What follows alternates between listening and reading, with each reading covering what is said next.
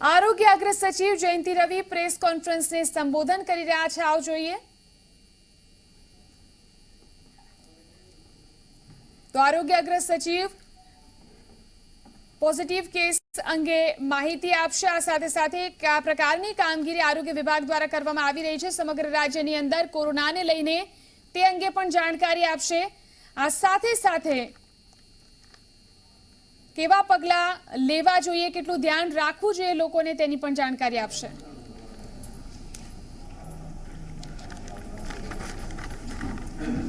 નમસ્કાર।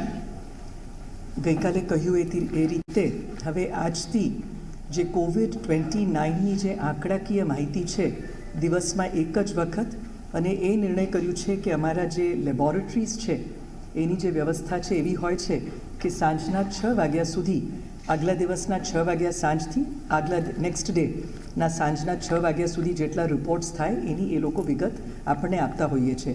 એટલે સાંજની જે બુલેટિન હોય છે એની અંદર આપણે જે આંકડાકીય 24 કલાકની અંદર જેટલા કેસીસ પોઝિટિવ આવ્યા, શું ડિસ્ચાર્જ, કેટલા લોકો થયા છે, એ બધી વિગત આપશું। અને સવારે બીજી જે અગત્યની વાત છે એ આપણે પ્રેસને જાણ કરશું, એને અવગત કરાવીશું। આજે ખાસ 2 મુદ્દા આપણે કહેવા માંગીએ છીએ। સૌથી પહેલી વાત કે આપણા ત્યાં જે ટેસ્ટ કરવાનું જે પ્રમાણ છે, આપણી કેપેસિટી 3000ની હતી, અત્યાર સુધી આપણે 3000ના જ કરતા હતા। હવે પણ એટલું જ કરશું, ભવિષ્યમાં પણ 3000 દિવસ પ્રતિ દિવસ માટે સરકાર બિલકુલ એ જ પ્લાનિંગથી ચાલી રહી છે। અને એની અંદર આપણે એવું પ્લાનિંગ પણ કર્યું છે કે 2500 આપણે ટેસ્ટ અલગ અલગ વિસ્તારોથી લેવાના છે, અને બાકી ટેસ્ટ એવા લોકો માટે કે જે ક્વોરન્ટીનમાં છે, જેમને 14 દિવસ પછી ટેસ્ટ કરવા પડે કે પોઝિટિવ થયા છે કે નેગેટિવ, અથવા એવા લોકો જે એડમિટેડ છે એને પણ સાજા થાય એટલે 2 વખત 24 કલાકના ઇન્ટરવલમાં એમને પણ આપણે ચેક કરવાનું થાય ટેસ્ટ કરીને। એટલે એ રીતે ફરી આપણે ભારપૂર્વક બધાને કહેવા માંગીએ છીએ કે ટેસ્ટના પ્રમાણમાં સરકારે કોઈ કમી કે ઓછું એને કર્યું નથી। જેટલા ટેસ્ટ કરતા હતા એટલા જ છે અત્યારે, આજે પણ એટલા જ કરી રહ્યા છે, અને ભવિષ્યમાં પણ જે આપણી કેપેસિટી છે એનો ઓપ્ટિમમ મહત્તમ ઉપયોગ આપણે કરવાની દિશામાં જ છીએ અને એ જ કરી રહ્યા છે। બીજી એક અગત્યની વાત કે મૃત્યુના કારણ, એમાં બિલકુલ આપણે સમજવા જેવી વાત છે કે ઘણી વખતે એવું એક વાત આવે છે કે ગુજરાતમાં આપણે જે મૃત્યુ થાય છે એમાં બિલકુલ ટ્રાન્સપેરન્ટ રીતે, પારદર્શક રીતે જે પણ મૃત્યુ થાય છે એ બધાના આપણે અંક તો મૂકીએ જ છે, પણ એમાં મોટા ભાગના, જેમ આપણે 2 દિવસ પહેલાં આપણે જ અહીંયા વાત કરી હતી કે 67 જેટલા લોકોના મૃત્યુ થયા હતા, એમાં 60 જેટલા લોકોના મૃત્યુ તો પહેલેથી જ એમની એક ગંભીર બીમારી હતી, જેમ કે કોઈને હૃદય રોગ હતું, કિડનીની બીમારી હતી। હવે એક ગઈકાલે આપણે જોયું છે કે ટ્યુમર, જે બ્રેન ટ્યુમર એક વ્યક્તિનું હતું। એટલે એવા કોઈ પહેલેથી ગંભીર બીમારીથી પીડાતા લોકો બિલકુલ એમની ઇમ્યુનિટી, રોગ પ્રતિકારક શક્તિ એકદમ ઓછી હોય છે, અને સ્વાભાવિક છે કે કોવિડ ઇન્ફેક્શન એમને લાગી જાય એટલે એનું પણ ટેસ્ટ કરવામાં આવે તો એ પણ પોઝિટિવ નીકળે એવી એક ઘટના બનતી હોય છે। પણ મૂળ જે છે આ બધા એલ્ડરલી, કોમોર્બિડ જેને કહીએ, મોટી ઉંમરના લોકો અને ગંભીર બીમારી પહેલેથી હતું, કોઈને હાર્ટની બીમારી, કિડનીની બીમારી, કેન્સર, સ્ટ્રોક, મગજની બીમારી, પછી એવા પણ લોકો છે કે જેને high diabetes, high blood pressure, આવા બધા કેસીસથી લોકો વધારે પીડાતા હોય છે, જેના લીધે રોગ પ્રતિકારક શક્તિ, ઇમ્યુનિટી એમની ઓછી હોય છે, અને માટે કોવિડનું પણ આપણે જ્યારે ટેસ્ટ કરીએ પોઝિટિવ આવે છે અને આવા લોકો જ્યારે મૃત્યુ પામે છે તો આપણે એવું માનીએ છીએ કે આના લીધે જ થયું છે। પણ બેસિક અંડરલાઇંગ એમની પહેલેથી એમની મૂળભૂત એક બીમારી જે ગંભીર હતી એના લીધે એમની રોગ પ્રતિકારક શક્તિ ઘટી છે, અને પછી કોવિડની ચેપ પણ લાગી છે। આ બહુ ક્લિયરલી આપણે બધાને જાણ કરવા માંગીએ છીએ, અને આમાં સરકાર બિલકુલ ટ્રાન્સપેરન્ટલી, પારદર્શક રીતે જેટલા પણ ડેથ્સ થાય છે આપણે તરત જ આ ફેક્ટ્સ, અન્ય વિસ્તારોમાં કદાચ આ બધી માહિતી ન પણ આપતા હોય એવું બની પણ શકે, પણ આપણા ત્યાં આવા બધા કેસીસ, જે પણ ડેથ્સ થાય છે પહેલેથી આવી ગંભીર બીમારી છે છતાં આ રોગ પ્રતિકારક શક્તિ ઘટવાના કારણે કોવિડ પોઝિટિવ આવ્યું છે, બધું આપણે તરત જાણ કરીએ છીએ। પણ ઇનફેક્ટ આજે પણ એક છાપામાં એક આર્ટિકલ આવ્યું છે, મેન્શન કર્યું છે કે એક વ્યક્તિ છેલ્લા 3 મહિનાથી એમને શ્વાસની તકલીફ હતી જ, પછી હમણાં જ્યારે હોસ્પિટલમાં બીમાર થઈને દાખલ પણ થયા છે, આ એમની પહેલેથી ગંભીર બીમારી હતી જ, અને ત્યારે કોવિડનું પણ જ્યારે ટેસ્ટિંગ કરવામાં આવ્યું એ પોઝિટિવ નીકળ્યું છે. એ રીતે આપણે જાણીએ છીએ કે અંડરલાઇંગ પહેલેથી જ એક બીમારી જે હોય એના લીધે લોકોની કન્ડિશન ક્રિટિકલ થઈ જતી હોય છે, અને પછી આપણે જ્યારે ટેસ્ટ કરીએ તો એની અંદર આપણે કોવિડનું પણ પોઝિટિવ આવે છે. આવી એક ઘટના જોવા મળે છે. આ જે વાત મેં કરી કરજણ તાલુકાના મેથી ગામના 63 વર્ષના ગોવિંદભાઈનું જે SSG હોસ્પિટલમાં તાવ, કફ અને શ્વાસની તકલીફ સાથે દાખલ થયા હતા, અને એની અંદર પ્રેસમાં જ લખ્યું છે છેલ્લા 4 મહિનાથી પોતાને ઘરે જતા તેઓને કોરોના, પણ એમના પહેલેથી એમને શ્વાસની તકલીફ જે પ્રોબ્લેમ હતી એ વસ્તુ પેપરમાં પણ આવ્યું છે, અને આપણે રોજ અહીંયા ડેટા જે આપીએ છીએ એમાં પણ આ વાત આપણે વારંવાર કહીએ છીએ કે જેટલા લોકો દુઃખદ રીતે અવસાન થાય છે એ આપણા માટે એક દુઃખદ વાત છે, પણ એમાં મોટાભાગના લોકો આ રીતે અન્ય ગંભીર બીમારીથી પહેલાંથી પીડાતા હોય છે. અને એટલા માટે આજે ફરી બધાને અનુરોધ કરવાનું કે આમાંથી જો સુરક્ષા કવચ COVID-19થી જો બચવું હોય, સુરક્ષા કવચ મૃત્યુ ન થાય એવી આપણી બધાની ઈચ્છા છે, સરકારની અને સામાન્ય લોકોની, જનતાની, બધાની. તો એમાં આપણી ફરજ બને છે કે ઘરમાં જેટલા પણ લોકો વૃદ્ધ અવસ્થાના હોય, વયસ્ક લોકો હોય, મુરબ્બી લોકો હોય, અથવા એવા પણ લોકો કે જે કદાચ 40 વર્ષ 30 વર્ષના પણ હોય પણ અન્ય ગંભીર બીમારી બીજાને હોય, અથવા જે રિસ્ક ફેક્ટરવાળા, માનો કે કોઈ સગર્ભા છે, અથવા 5 વર્ષથી ઓછી ઉંમરના કોઈ હોય, અથવા આ રીતે કોઈ પણ ડાયાબિટીસ, બ્લડ પ્રેશર, આવી બધી બીમારીના જે લોકો છે એમને તો બિલકુલ આપણે સાવચેતી સાથે બહારના કોઈ પણ સંક્રમણ કોન્ટેક્ટમાં ન જવા. આપણે પણ બહાર કંઈ જઈને આવ્યા હોય તો હાથ પગ ધોઈને અને બિલકુલ આપણી ડિસ્ટન્સ રાખીને જ આવા આપણા ઘરમાં જે મુરબ્બીઓ હોય અથવા આપણા પાડોશમાં લોકો હોય તો એમને પણ, એમના ઘરના લોકોને આની જાણકારી પણ આપીએ અને એનું કડક અમલ થાય એવી રીતે આગ્રહ રાખીએ. તો આજે આ ખાસ આટલી વાત કહેવાની હતી. નમસ્કાર.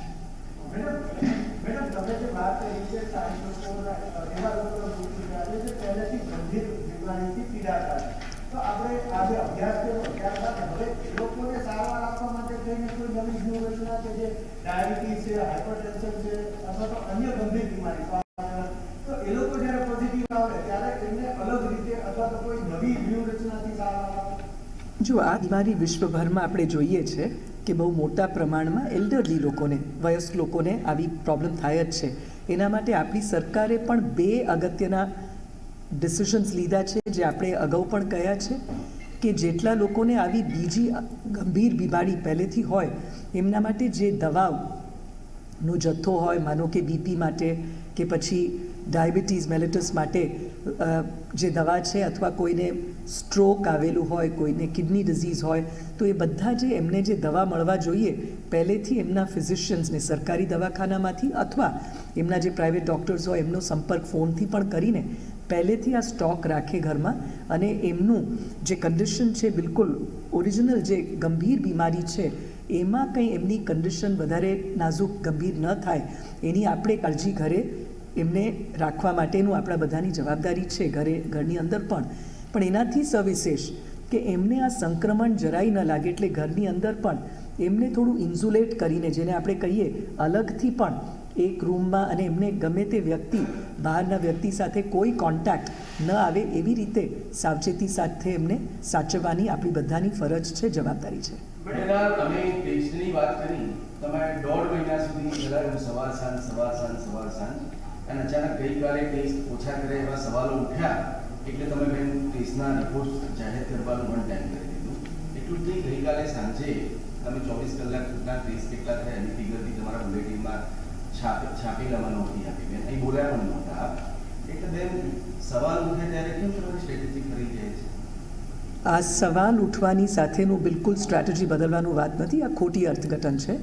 આપણે ક્લેરિટી સાથે જ્યારે લેબ્સના રિપોર્ટ સાંજે 6 વાગે આવે છે તો એમાં અનનેસેસરીલી કન્ફ્યુઝન થાય. સવારનો એક આંકડો હોય, સાંજનો હોય, એટલે 24 કલાકમાં જેટલા છે પારદર્શક રીતે એમાં જે પણ આંકડા છે આપીએ છીએ અને આપવાના જ છીએ.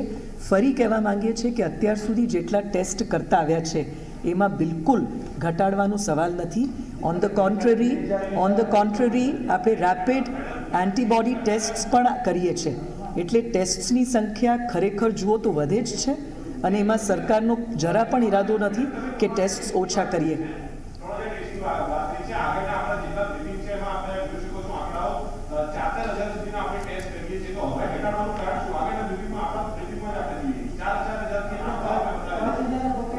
સવારે 4,000, સાંજે 3,900, બીજા આપણે લેટ મી અગેન ક્લેરિફાય, આપણી પાસે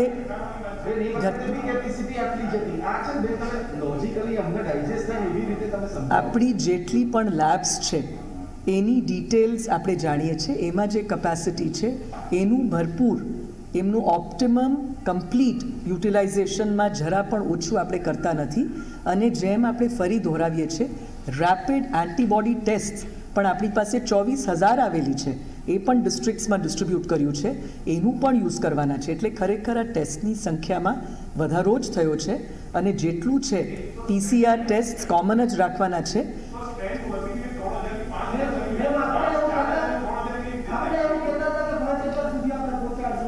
લેટ મી અગેન, આમાં હજી સમજવામાં થોડી ઉણપ એટલા માટે છે કે આપણે ફરી, મેં આજે શરૂઆતમાં પણ કહ્યું, આ ટેસ્ટ આપણે 2 પ્રકારના લોકો માટે યુઝ કરીએ છીએ. એક છે નવા લોકો જેને ટેસ્ટ કરીને, એટલે કોઈ પણ એક નવી ભૌગોલિક એરિયામાંથી ચેક કરીએ છીએ. પણ એની સાથે આપણે બીજું પણ એક કામ કરતા હોઈએ છીએ કે જેટલા લોકો ઓલરેડી આપણા ત્યાં ક્વોરન્ટીનમાં હોય એને પણ 15 દિવસ પછી ચેક કરવાનું હોય છે. આ વાત સમજમાં આવે છે કે નથી? એ જ રીતે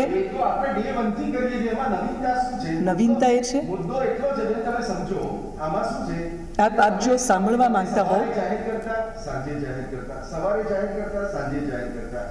ગઈકાલે સવારે 2500 ફિગરે તમે પહોંચી ગયા, 4,000 થી 2500 આવી ગયા, એટલે અમે અહીં આગળ આપણે પૂછ્યું. એટલે સાંજે તમે આખી સ્ટ્રેટેજી ચેન્જ કરી નાખી. સાંજે વીતેલા 24 કલાકનો આંકડો જ ન આવે.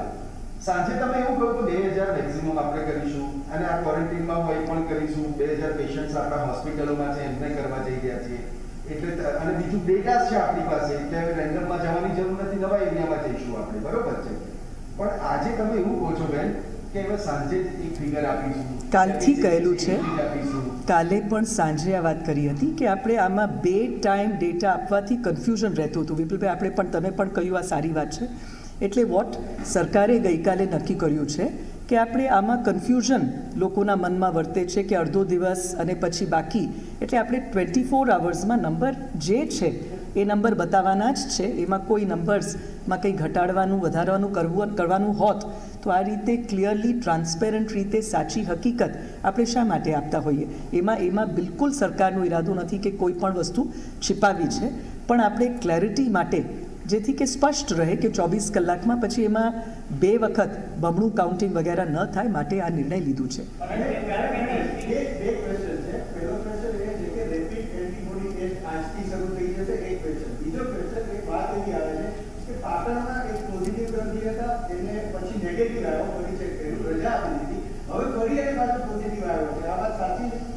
હવે એમાં પણ એટલે આ આપણે બધાએ થોડી જવાબદારીપૂર્વક આ બધી વસ્તુઓ, અને જેટલા આપણા દર્શકો છે બધાએ પણ જોવાનું છે, and as media people also આપણે બધાએ થોડુંક જવાબદારીપૂર્વક સમજવાની છે.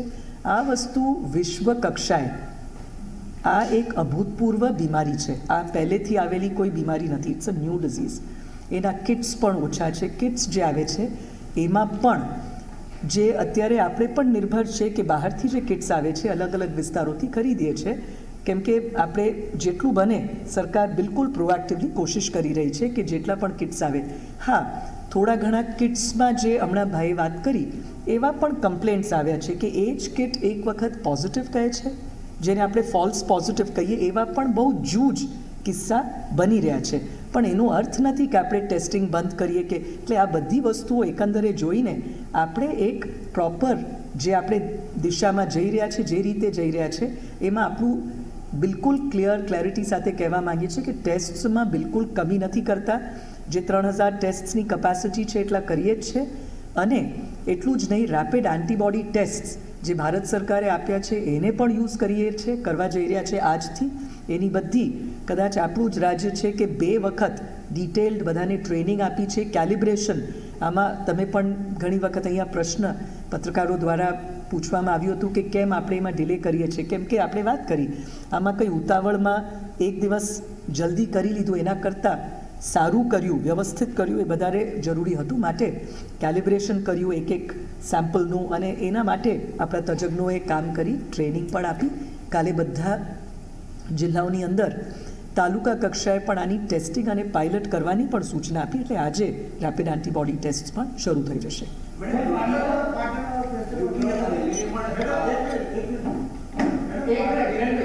યુપી અને દિલ્હીને પણ પાછળ છોડી દીધું છે ગુજરાત. મહારાષ્ટ્રની કમ્પેરિઝનમાં અમારી તૈયારી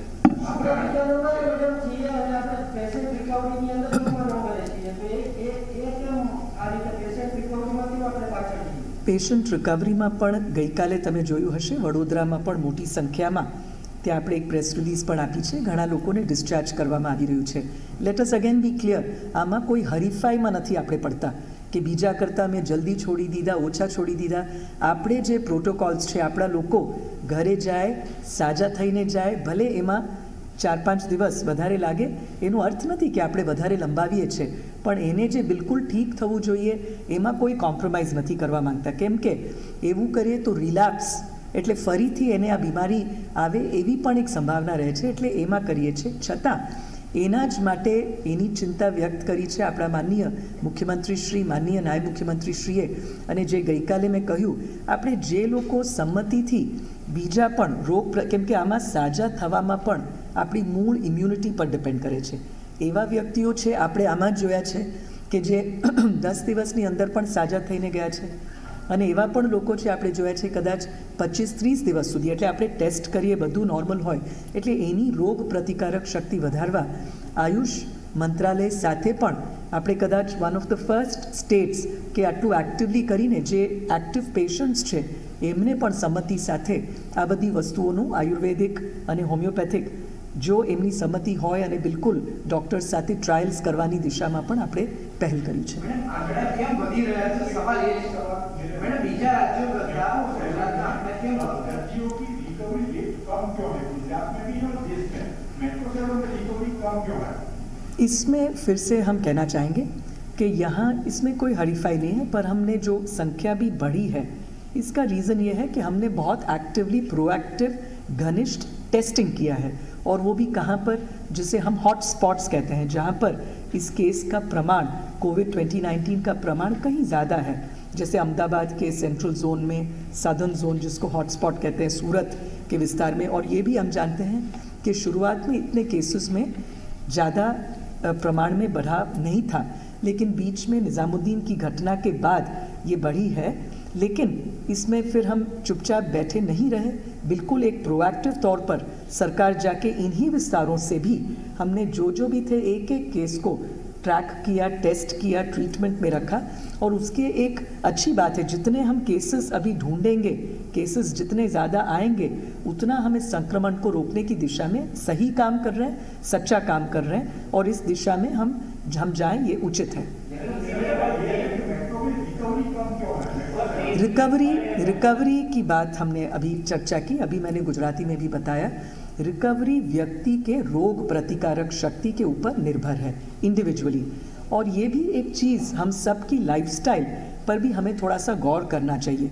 अगर पहले से व्यक्ति को और भी अंडरलाइंग कंडीशंस हो, अगर इम्यूनिटी कम हो, तो स्वाभाविक है कि ऐसे भी लोग हैं जो 30 दिन तक सब ठीक होने के बावजूद उनका टेस्ट 2 बार कंसेक्यूटिवली, एक के बाद एक उत्तरोत्तर नेगेटिव नहीं आ रहा है. और अगर नेगेटिव नहीं आ रहा है तो बिल्कुल हम उसमें कोई आधा कचरा नज़रअंदाज करके घर छोड़ें, ये बिल्कुल ठीक नहीं है और ये प्रोटोकॉल के विपरीत है. तो इसमें हम थोड़ी भी ढिलास या कचास नहीं रखना चाहते. हाँ, लेकिन उनकी मूल रोग प्रतिकारक शक्ति को बढ़ाने के लिए, जैसे कल भी कहा, गुजरात कल आयुष मंत्रालय से भी कहा, और इसी तरह से विटामिन सी, मल्टीविटामिन्स का भी हम उनको दे रहे हैं. इसी तरह से जितने लोग आयुष यानी कि आयुर्वेद और होम्योपैथिक के लिए उनकी एक श्रद्धा है, तैयारी है, जैसे यहाँ भी हमने उकाला वगैरह का वितरण किया था, ऐसे जिन लोगों को उसमें थोड़ी श्रद्धा है वो लोग भी उसका चयन कर सकते हैं, ऐसे सेवन कर सकते हैं. ऐसे हम एक प्रावधान हम ऑलरेडी कर रहे हैं और अभी उसको ट्रीटमेंट वाले पेशेंट्स के लिए भी ट्रायल के बेसिस पर शुरू करने का निर्णय लिया है। तो कोरोना पॉझिटिवની સારવાર કેવી રીતે કરવામાં આવે છે, કેવી સુવિધાઓ છે, આરોગ્ય વિભાગ કઈ રીતે કામ કરી રહ્યું છે તેની જાણકારી આરોગ્ય અગ્ર સચિવ જયંતિ રવિએ આપી છે। સમાચારો આપના સુધી સતત પહોંચાડતા રહીશું। આ સાથે સાથે ઝી 24 કલાકની એક જ અપીલ છે, ઘરમાં રહો, સુરક્ષિત રહો।